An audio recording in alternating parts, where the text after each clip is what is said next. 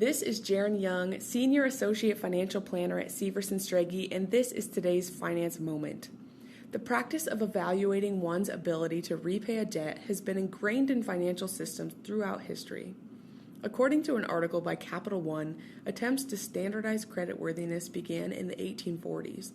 However, throughout most of the 18 and 1900s, the process of collecting and reviewing data was found to be time-consuming and biased. In 1970, the Fair Credit Reporting Act was passed, which required credit reporting bureaus to open their files to the public, expunge biased data, and enacted a time frame in which negative information was removed. During this time, the process was still not consistent among the three reporting agencies. In 1989, a tech company called Fair Isaac & Company, known today as FICO, began working with credit reporting agencies to develop an algorithm to further standardize reporting. According to an article by NerdWallet, FICO scores are used by 90% of top lenders, and it is currently the only credit evaluation tool approved for use by Fannie Mae and Freddie Mac. In 2006, Vantage scores were introduced and have been gaining some popularity. Credit scores and credit reports are important to understand because they are used by lenders, utility companies, landlords, and other entities to review how borrowers have handled credit in the past and to understand their current debt obligations. Credit scores are determined by many factors, and while the exact formulas are not revealed, there are 5 main categories that affect the scores.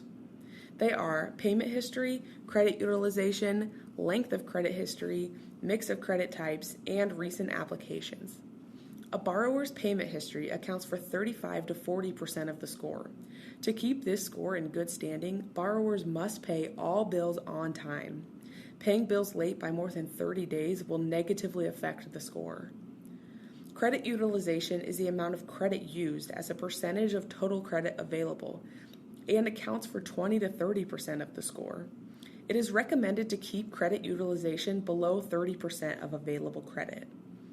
Length of credit history accounts for about 15% of the score and is determined by the average age of all accounts.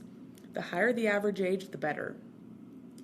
Credit mix accounts for about 10% of the score. A good mix includes a blend of installment loans, such as a mortgage or car loan, and revolving credit, such as a credit card.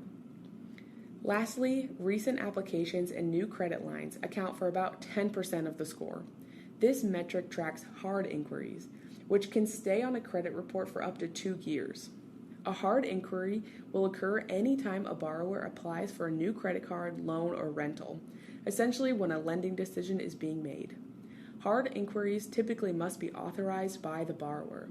In contrast, a soft inquiry would occur when a company is running a background check, a credit card company is checking for qualifying offers, or if a borrower checks their own score. A soft inquiry does not affect your score. Because of its wide application, it is essential to understand your credit score, monitor it regularly, and take steps to improve it if necessary. TransUnion, Equifax, and Experian allow individuals to view their credit report for free once a year on annualcreditreport.com. There is no need to pay to view your credit score when requesting your report. Some companies like Credit Karma and CreditWise work with banks and credit card providers to provide an estimated score for free. I recommend setting up a reminder on your calendar to check your report every 4 months with one of the 3 agencies.